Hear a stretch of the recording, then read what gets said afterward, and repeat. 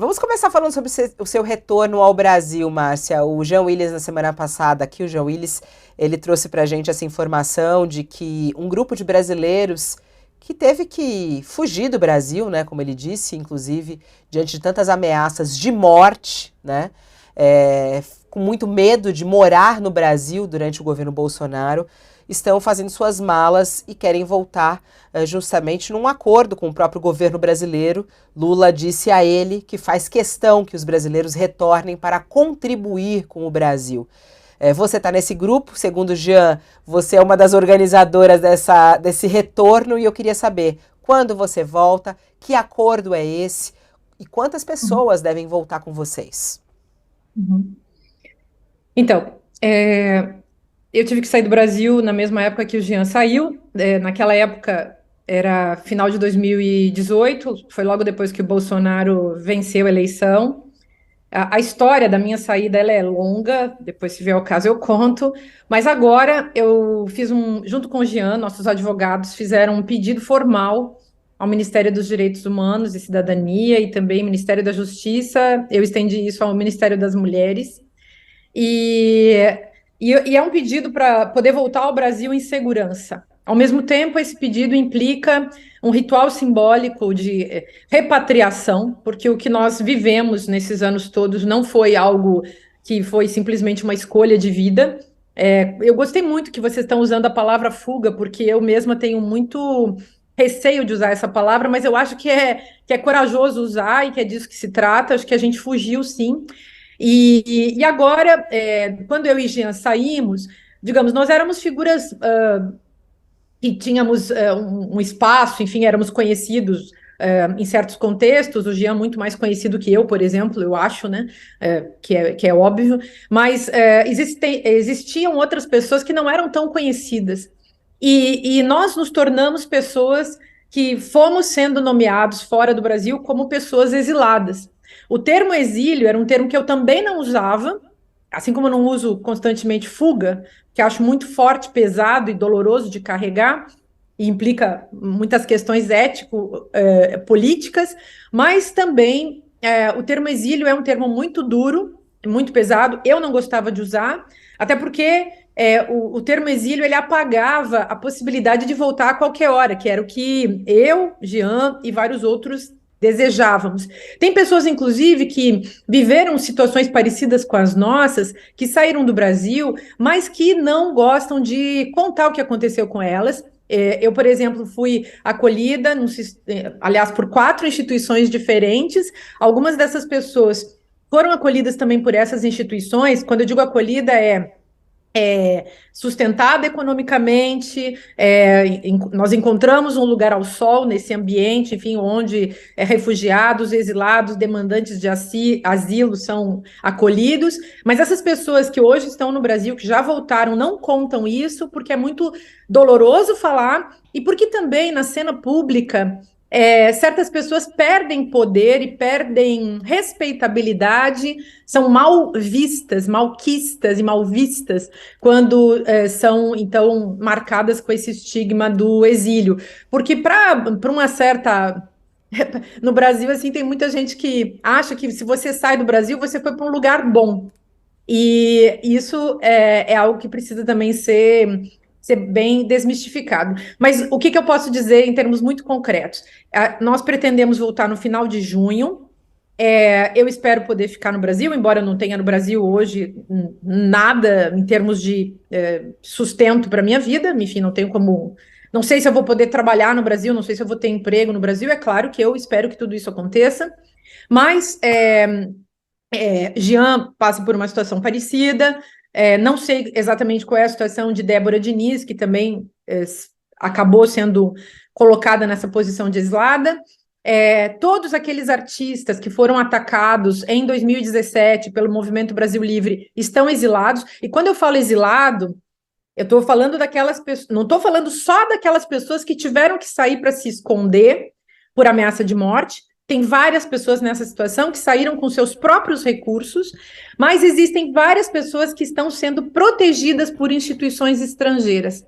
É o meu caso, é o caso do Jean, é o caso de vários artistas com quem eu conversei, que alguns se tornaram meus amigos, que tiveram que sair do Brasil.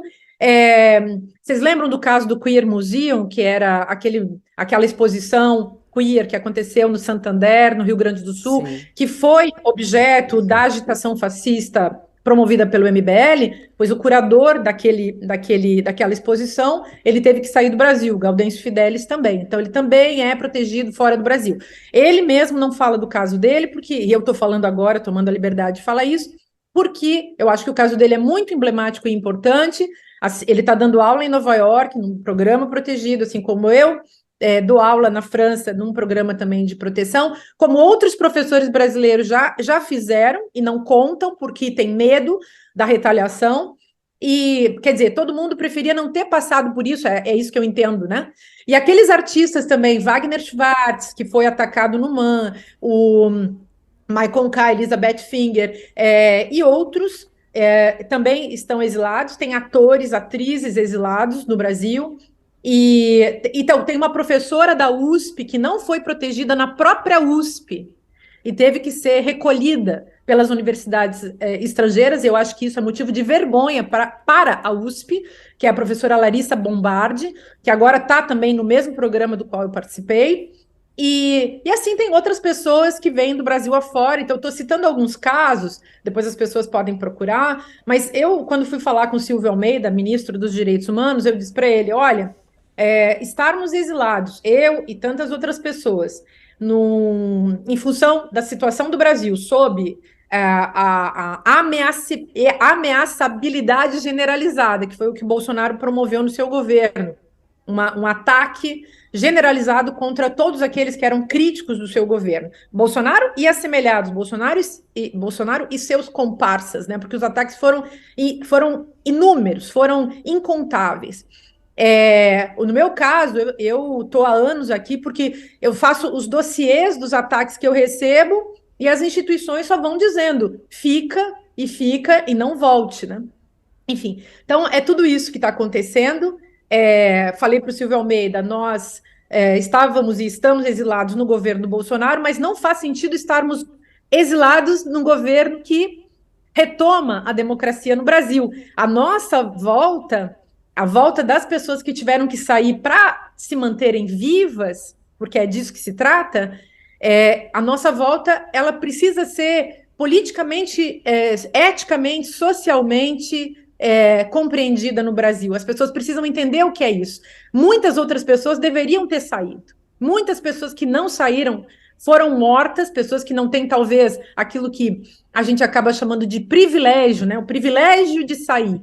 E, num certo sentido, aquilo que, num país em que a ameaça de morte se torna institucionalizada, de fato, viver não é mais um direito, viver é um privilégio. Você acaba escapando de uma situação que poderia ser letal. Marielle Franco não teve essa sorte. Nós somos da geração de 2018, né? Eu sou atacada historicamente há bastante tempo, já era atacada por Olavo de Carvalho, que dizia coisas hediondas, por pessoas assim da extrema-direita que me odiavam sempre, mas houve, sem dúvida, uma organização mais elaborada a partir do golpe de Estado de 2016.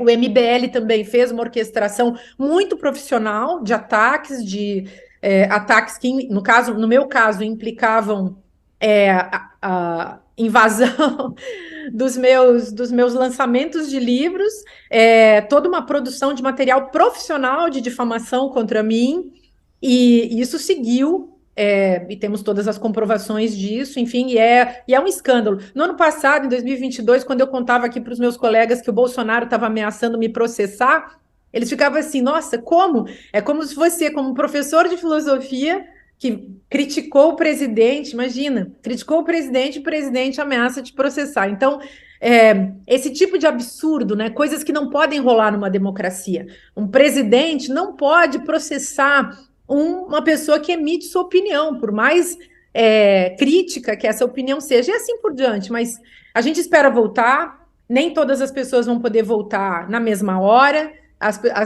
talvez sejam poucas pessoas que voltem agora, mas a construção para que seja possível, caso a caso, voltar, é um desejo realmente do Ministério dos Direitos Humanos.